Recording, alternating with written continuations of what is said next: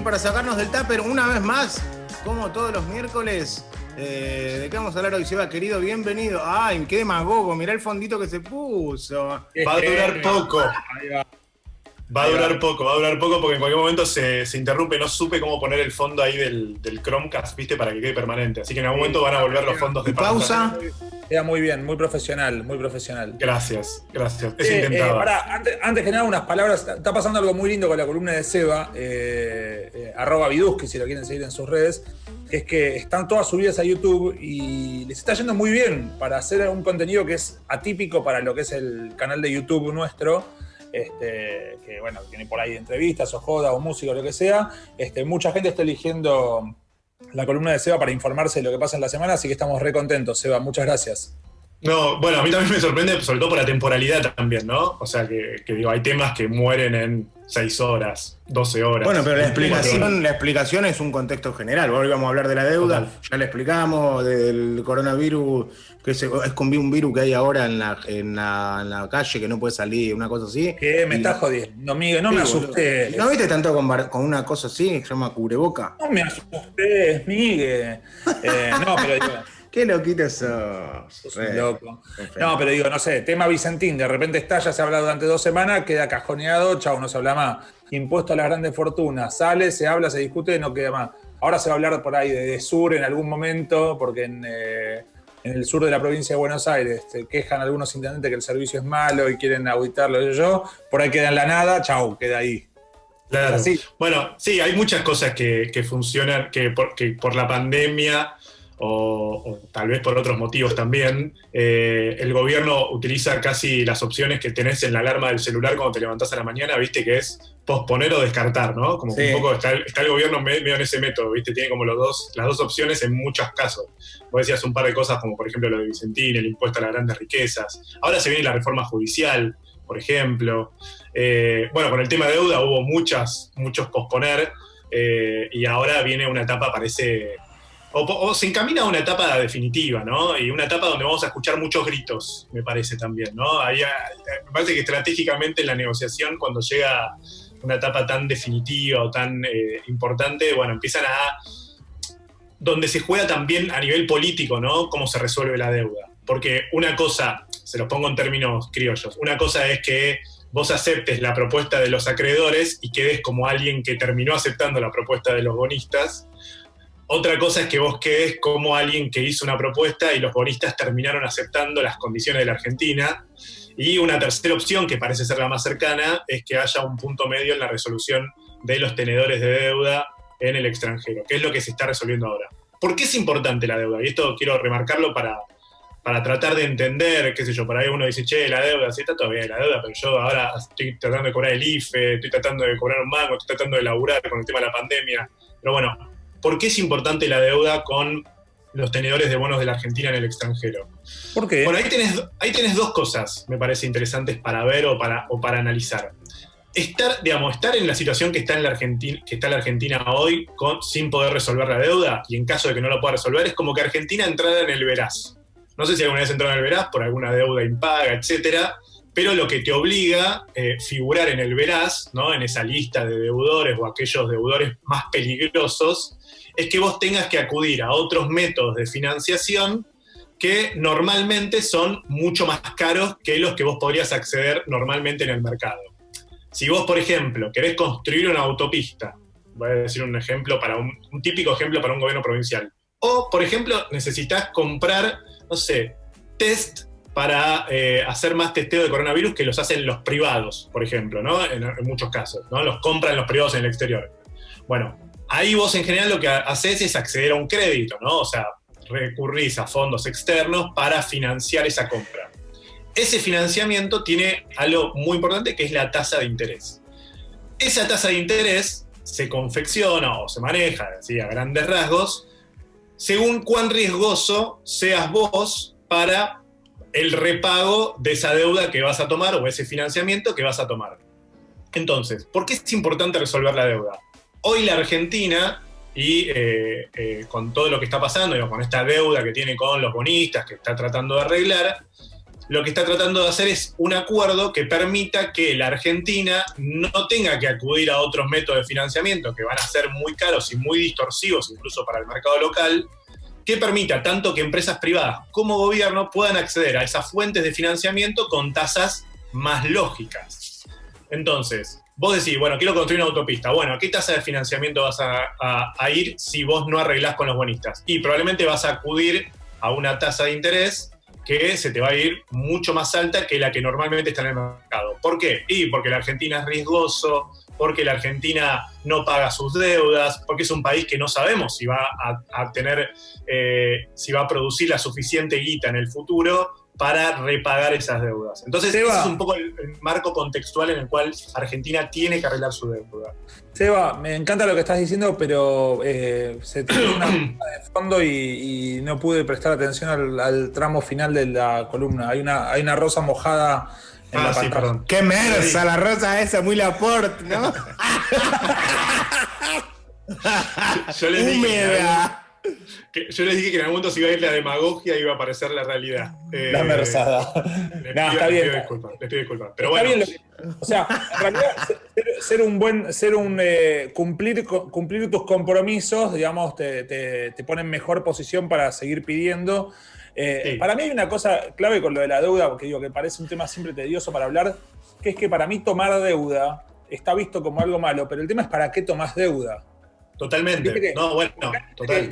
No tomemos deuda, o se tomó deuda, o lo que sea. El tema es si vos tomás deuda para hacer obras de infraestructura que no se pueden hacer, digo, un montón de países en el mundo toman deuda. El tema es en qué términos la tomás, bajo qué condiciones y para qué la usás.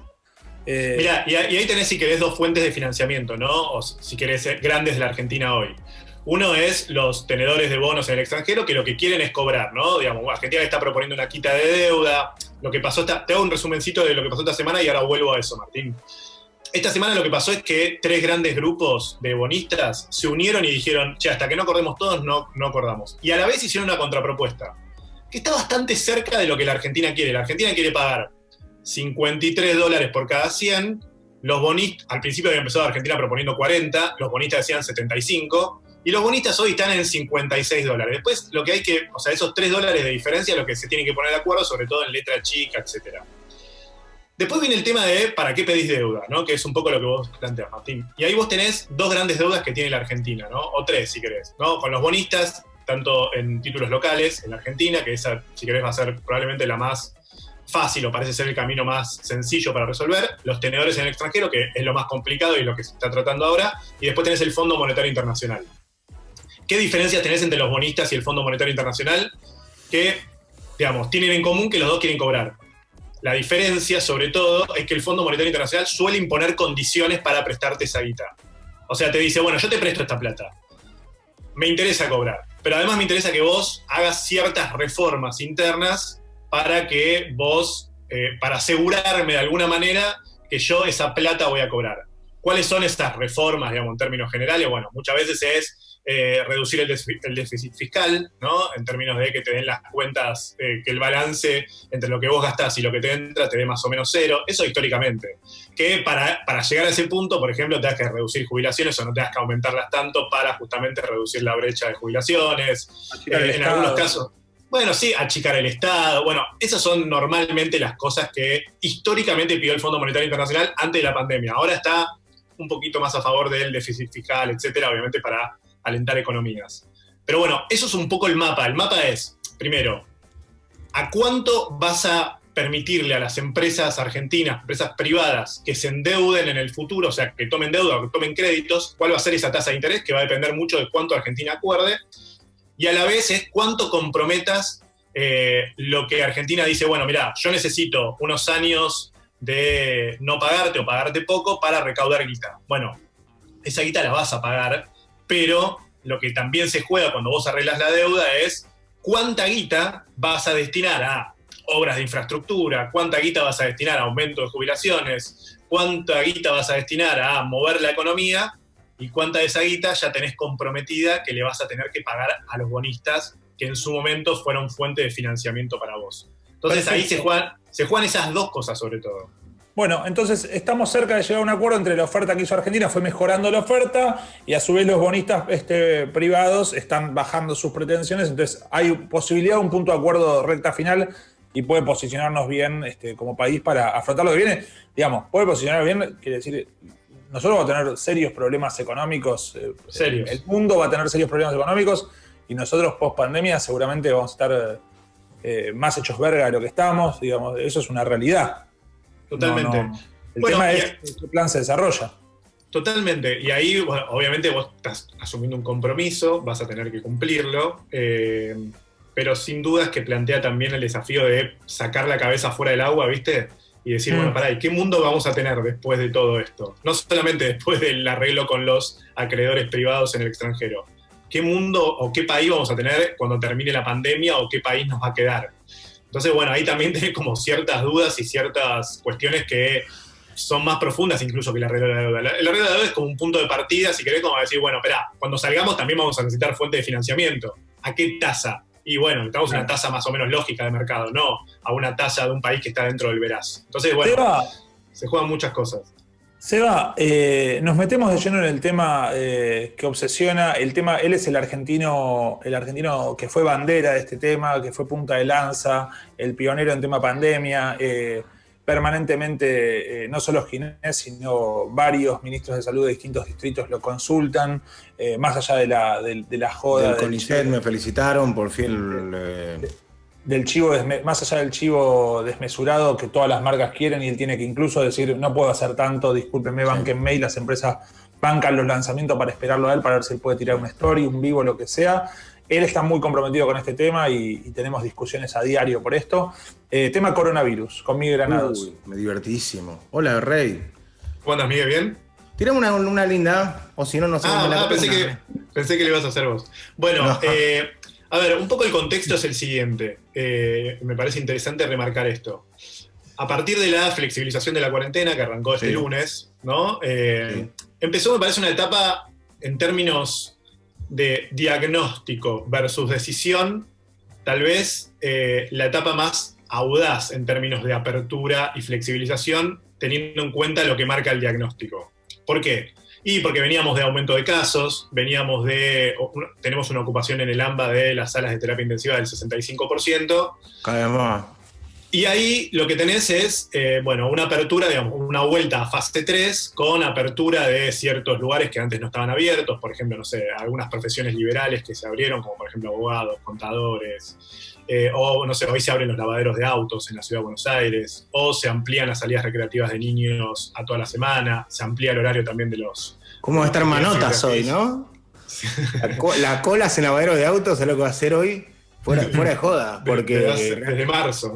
Sí, realmente están toda la gente, la gente que labura todos los días en auto, se Kosovo el auto. ¿Cómo van a facturar los lavaderos hoy? Bueno, van a recuperar todo lo que no pudieron hacer, está bien. Bueno, y en ese contexto lo que tenés es aumento de casos, tanto en la Ciudad de Buenos Aires como en la provincia. Ayer hubo récord tanto de casos como de fallecidos. Algunos explican eso también, una lentitud o una demora en la carga de datos de lo que viene pasando en Jujuy. Jujuy en un momento estaba casi por abrir al turismo interno, o sea, estaba muy cerca, estaba en fase 5, ahora está en fase 1. Ayer hubo 120 casos, te digo los números más o menos de memoria, pero para que entendamos la magnitud. 120 casos ayer en Jujuy se reportaron nuevos y en total tiene 800, o sea, un octavo de los casos se dieron ayer, o un poquito, digamos, más, o todavía una proporción más grande. Están subiendo en Córdoba, están subiendo en Mendoza, están subiendo en Santa Fe. Bueno, y ahí lo que ves es una situación crítica, ¿no? Donde, si querés, tenés visiones optimistas y ya les conté toda la parte negativa. Tenés una visión optimista que es, por ejemplo, lo que observa el ministro de Salud de la Ciudad de Buenos Aires, ¿no? ¿Qué observa Fernán Quirós? Dice, bueno, en general lo que vemos nosotros, o lo que observamos, es que cuando se llega al 20% de los infectados en las ciudades principales, lo vimos en París, lo vimos en Barcelona, todo esto según Fernán Quirós, lo que empieza a pasar es que empieza a caer la curva de contagios, ¿no? Eso dice, no es una teoría, sino es una observación de cosas que él vio en otras ciudades. Y de repente tenés otras visiones que dicen, espera, eso es una observación en base a cosas que pasaron, pero lo que pasó ahí, más que una inmunidad, es lo que otros especialistas, ayer hablaba con Roberto Echenique, que es un investigador del CONICET, y decía, más que una inmunidad de rebaño, eso es una inmunidad de cagazo. ¿Por qué? Porque cuando ves tantos casos al mismo tiempo, la gente lo que suele hacer, o las sociedades lo que suelen hacer es justamente retraerse, quedarse en su casa, tomar muchos más cuidados cuando ven esas imágenes, que es un poco lo que pasó en Barcelona, en París, y que no vivimos acá en la Argentina, ¿no? Ese desborde del sistema de salud. Pero bueno, lo que estamos viendo ahora es una etapa donde las autoridades están apuntando al fortalecimiento de la responsabilidad individual en un contexto donde obviamente no se juega a lo sanitario solamente, sino se juega a lo psicosocial, se juega a lo económico, se juega a gente que no factura hace 4 meses, se juega a la pérdida del empleo, que fueron más de 200.000 pérdidas de puestos de trabajo registrados en la Argentina en abril. Se juega, bueno, el sostenimiento también económicamente de muchas cosas, de gente que, 9 millones de personas que cobran 10.000 pesos cada cierto tiempo. Bueno, se juega una situación realmente muy delicada, donde las autoridades ahí definieron en términos, repito, esta es una impresión mía, en términos de diagnóstico y en términos de decisión, me parece que con respecto a un diagnóstico parecido en otras etapas, nunca se había tomado una decisión tan audaz de apertura. Y lo pero que audaz, ¿a qué te referís? ¿A acertada o a velocidad? No, a que se abrió más de lo que en otras épocas se hubiera abierto con el mismo diagnóstico. No le estamos poniendo una connotación positiva, digamos, ni que va a dar buenos resultados. A lo que refiere a la palabra audaz nomás, ok, listo. Sí, a lo que refiere es... Audaz es sinónimo de arriesgada en este caso. Ok. Pero algunos pueden decir precipitada, no sé, jugada, qué sé yo. Una cosita rápida, que así antes que sigamos con esto. A veces te pregunto vos qué querés, que haga un poco más. ¿Qué hubiese pasado al revés? Si se hubiese recontrapicado y después cerrado todo, como pasó afuera, que fue mucho más el golpe principal y después bajar todo, y ahora está volviendo a subir aparte, que todo el tiempo que pasó, digamos, que fue más perjudicial y ahora en el momento más peligroso abrir, o sea, es como... ¿No es rarísimo, boludo? O sea, seguimos haciendo las cosas como que ahora se va a recontrapicar y dentro de cuántos días seguramente podamos volver a fase 0 en 2 semanas, que vuelvan a pedir que nos guardemos. ¿Entendés lo que digo? Es lo que está diciendo hasta un pibe de 12 años. Dice, ¿por qué cuando más se picó, ahora es cuando abren? Porque no se sostiene más económicamente, porque ya está, ahora sí hay que vivir con esto. ¿Por qué ahora? Bueno, hay otra parte que es cuánto de las medidas que vos impartís terminan siendo respetadas por parte de la sociedad. Y mucho de lo que las autoridades te van a decir por lo bajo también es, mirá, hay un momento en el cual esto no es un estado de sitio. Entonces, hay muchas de las decisiones que nosotros estamos tomando que lo que estamos viendo es que muchas veces la flexibilidad se da de hecho. Supongo que a ustedes les habrá pasado, y digamos, a mí por lo menos me llega mensaje que dice, mirá, acá en esta zona nunca se respetó la cuarentena, acá en esta zona, acá nunca estuvieron cerrados tal o cual comercio, acá decían que atendían con la persiana baja. Entonces, hay como un equilibrio en estos términos, donde después de 125 días de aislamiento social, preventivo y obligatorio, hay una cuestión lógica que es apuntar también a la responsabilidad social y a la responsabilidad individual. Y ahí es cuando vos decís, bueno, vos podés decir, pasamos a fase 1, pero si no va a existir el compromiso o vos no vas a verificar eso en las calles que está sucediendo, bueno, ahí tenés como una especie de negociación o temas que tenés que negociar. Y me parece que sí falta mucho bajar mensajes de cómo funciona la responsabilidad individual. Insistir con el tapabocas, insistir con la distancia a 2 metros, etc. Hay que ver si sirve eso también, qué sé yo. Yo veo que bueno, pero igual yo veo que eso se dice permanentemente y creo que todos sabemos el alcance y que también la gente después termina eligiendo hacer otras cosas porque es difícil. Yo creo, muy difícil, muy. Yo no me permito juzgar a la gente, ni a la que esté premiada económicamente, ni a la que está premiada emocionalmente, ¿viste? Porque no es fácil estar encerrado 120 días con la incertidumbre mundial de que nadie sabe qué verga va a pasar con todo esto. Nadie sabe. Es decir, hay evidencias científicas de lo que pasa con la enfermedad y que solamente, ¿sabes? Después hay un montón de misterios al respecto y todo. Pasan los días, hay gente que se está volviendo loca, hay gente que se está deprimiendo, hay gente que se está cagando de hambre. Entonces, hay gente que, digo, porque esto es muy subjetivo lo que para cada uno es importante o vital o esencial para definir que tu vida esté ok. Hay gente que tiene chicos y necesitan salir a dar 20 vueltas. Yo me acuerdo en un momento, se podía salir con las mascotas, pero no con los chicos. Y la gente decía, che, tengo un nene de 4 años, ¿cómo puede ser que salga uno con el perro y yo no? Otro dice, che, ¿cómo puede ser que salgan a correr y yo no pueda salir a abrir el local que hago entrar de a uno? Digo, se va aprendiendo sobre la marcha, pero yo entiendo un poco que la gente... Ahora, después los que hacen una fiesta, bueno... Eso hay que meterlo en cana, eso, directamente. Es una locura, ¿viste? Los que bueno, son locura. Pero, no sé, creo que la información está... No estoy considerando a los que descreen de la información y a los que tienen otras teorías, porque bueno, ya es otra lógica, no podemos intercambiar un diálogo. Pero dentro de la gente que sabe, bueno, hay gente que tiene la información a la mano y decide hacer otra cosa.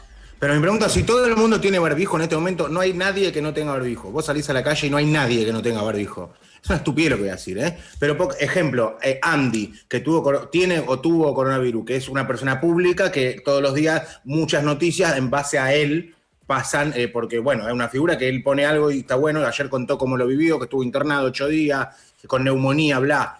Y dijo que se cuidó siempre, que siempre se lavó la mano, que tiene un par de zapatillas toda la pandemia, que se puso, que desinfectó todo.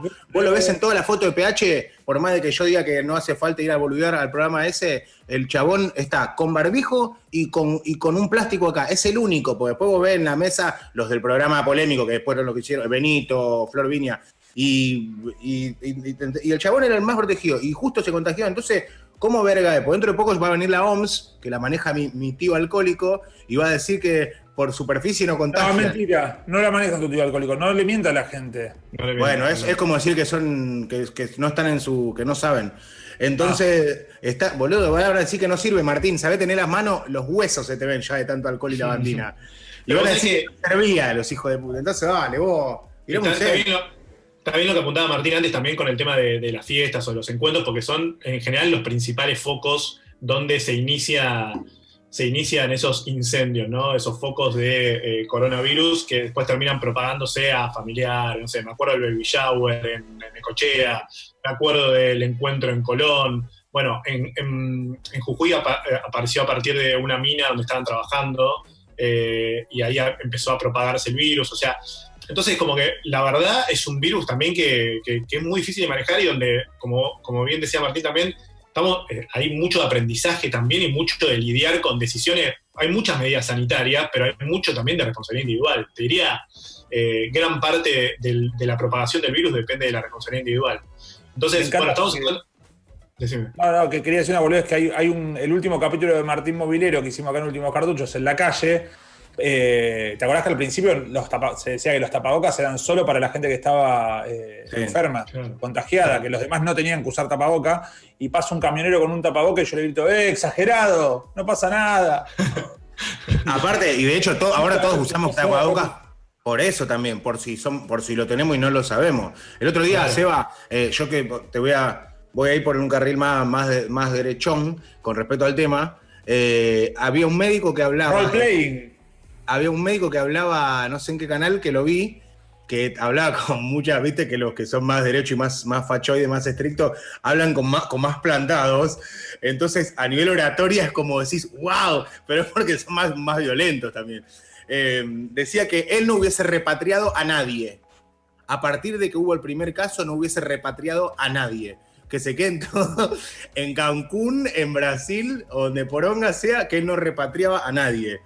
Y lo dijo con y yo medio como que lo tildé para sumarlo a mi columna de cosas que hubiese hecho. Una de las cosas que más me hace reír es cuando leo a alguien en Twitter o en Instagram o en alguna red social que hablan de vos y dicen, encima zurdo. ¿Quién? Vos. Una de las cosas que más me hace reír. ¿Eso es anticonstitucional, Seba, o lo podríamos haber hecho también en mi lista de... Yo te aviso para la próxima pandemia? No, en un momento sí se frenaron las repatriaciones. En un momento... Sí, pero estaban 3 días y venían... Si te digo, tengo hasta familiares que estaban afuera, igual estaban en Brasil, acá en 2 horas, pero volvían todos y le decían, ¿estás bien? Sí, pasá. Bueno, yo también. ¿Tenés falopa? No. ¿Tenés armas? No. Pasá. ¿Sabes qué pasa con eso? Que hay un montón es que siempre hacemos la cosa tarde, eso pasa. No, Bueno, pará, boludo, pero la realidad te demuestra que estás equivocado, boludo. No, al contrario, boludo, para discutámoslo. Respecto a los otros países, se hicieron las cosas. Respecto a los otros países, claro, pero respecto a los otros países. O sea, hacemos las Pero cosas. podríamos haber hecho las cosas 100% bien con respecto a los otros. Perdón, Seba, te hago la pregunta. ¿Hicimos las cosas tarde respecto de qué? ¿De lo que te imaginás que podría haber sido o respecto del resto de los países del mundo? Bueno, perdón, si vos. Está bien. Vos decís, tarde respecto de qué? ¿De lo que te imaginás que podría haber sido mejor? Sí, todo podría ser mejor siempre. Más en este país. Todo podría ser 20 veces mejor. ¿Qué hubiese pasado? Sí, lo que yo te digo es, a ver, vamos al mismo ejemplo. Vos decís, cáncer de pulmón, ¿dejar de fumar a los 40 o no fumar nunca? ¿Qué es mejor? ¿Qué es mejor? No, obvio, no. Bueno, por eso, si hay un caso en donde sea, y vos ese día cerrás todo, aunque no haya, es re extremo, pero ahora seríamos lo número 1 del planeta. Pues nunca lo vamos a hacer, porque primero estamos a esperar que nos recontra caguen a trompada para después ponernos una curita así, media curita, ¿entendés? Eso es lo que te digo. Si no hubiesen, la verdad es que el virus lo trajeron los chabones que entraron al país. Que no entren. Perdón, Seba, pero Miguel, a mí me parece que cuando uno tiene que discutir el qué hubiera pasado si es una instancia que tenés que dejar de lado, boludo, porque si no, digamos, si no es pura imaginación la charla, ¿me entendés? Ahora, todo puede, o sea, ¿qué hubiese pasado si? Bueno, yo te digo que hubiese pasado si. Todos teníamos en nuestras redes sociales, en nuestro Instagram o lo que sea, 20.000 mensajes de gente que se había ido hacía un mes, hacía 2 semanas, hacía 3 semanas, se había ido de viaje y estaban varados sin tener un mango para financiarse en Perú, en España o en lo que sea, yendo a las embajadas, cagándose de angustia, quemándose los ahorros, porque ¿qué es responsable? O sea, la gente que se fue de vacaciones o de viaje antes de que estalle todo esto, cuando no se sabía qué iba a pasar, ¿es culpable? ¿Qué precio tiene que pagar por esto? Bueno, pero muchas desde que el virus estaba girando y entrando y saliendo y ya había uno, hasta que no dictaron, muchas se fueron ahí. Entonces... Sí, está bien, pero es difícil. 30.000 personas. No, pero, o sea, yo coincido con que el contrafáctico en coronavirus me parece que es difícil, ¿no? Porque me parece que plantea un montón de cosas. Incluso hablamos antes de la evolución del barbijo, o sea, que hasta abril, me parece incluso, no fue obligatorio. Primero fue obligatorio en la Ciudad de Buenos Aires, después en la provincia. Se discutía mucho del uso del barbijo. Imagínense el contrafáctico de haber cerrado la frontera antes y no haber dejado entrar a nadie antes, no sé, cuando apareció el primer caso, que fue cerca del 2 o 3 de marzo. Es cierto que hay muchas cosas que se podrían haber hecho mejor, me parece. Por ejemplo, en estos días el tema del rastreo de contactos, cuando ya se te fue un poco la cantidad de contagios, bueno, eso resulta más difícil y venían los especialistas diciendo, che, hagamos cuarentena, pero a la vez hagamos rastreo de contactos. Entonces, bueno, esas políticas que fallan y que son contrarreloj en algún punto, porque son decisiones que tomás o no tomás, y que generan un efecto inmediato en muchos casos sobre la propagación del virus o sobre cómo el virus te entra en la Argentina. Bueno, hay mucho contrafáctico de decir, bueno, ¿qué podríamos haber hecho mejor? No sé, realmente hay muchas cosas que se podrían haber hecho mejor, seguramente. Pero la gran pregunta es qué se hace ahora, ¿no? Esa es la gran pregunta que se hace ahora. Para mí el contrafáctico no va en nada, ¿viste? Como también lo quiero sacar de connotaciones políticas. Cuando se dice, lo que hubiera sido esta pandemia con Macri. ¿Qué sabe? O sea, no hay, o sea, no sirve, para mí no sirven las especulaciones de ese orden, ¿me entendés?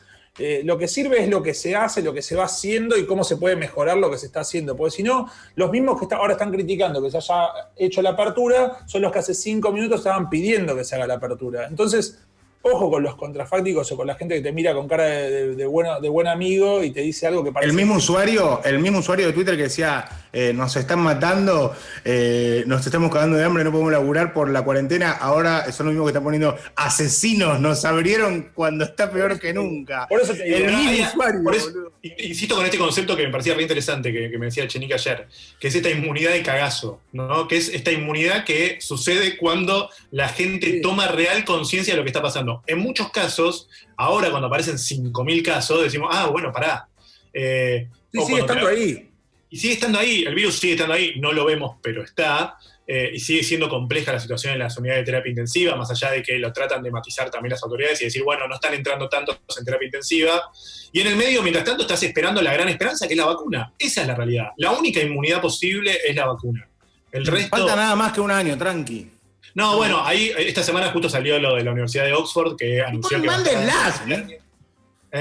Mándenla, señor. No entiende cómo funciona usted la vacuna, señor. Yo la pruebo, señor. La pruebo yo, señor, y me inmolo por mi patria.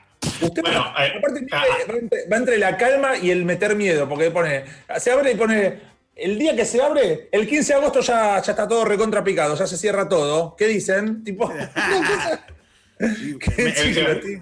No, déjame terminar con esto de la Universidad de Oxford, que me parece interesante, que es que antes de fin de año va a estar esta vacuna, que es una de las que más avanzada está, que ya se comprobó que genera los mismos anticuerpos que el de pacientes recuperados, por lo cual es un resultado interesante, que puede ser 1 o 2 dosis. En las pruebas lo que comprobaron es que con las 2 dosis llega al 100% de inmunidad y que una segunda dosis se daría a los 28 días. Esto es lo que viene. Y después lo que viene ahí, que se las dejo así como para que sufran un poquito más todavía, es el tema de la geopolítica, ¿no? ¿Quiénes van a ser los primeros países que van a acceder a esas vacunas que se van a terminar produciendo? ¿Por qué? Hay 3 cositas que me parecen interesantes. Primero, Estados Unidos, por ejemplo, está jugando un rol impresionante en ese sentido, Gran Bretaña también, que es el de pago adelantado a los laboratorios que están investigando la vacuna. Es decir, le dicen, bueno, pará, sí. Estamos dulces. Te doy el cash, vos, tipo, quédatelo, o sea, aprovechá para financiar la vacuna y yo ya me aseguro tantas dosis. Eso uno.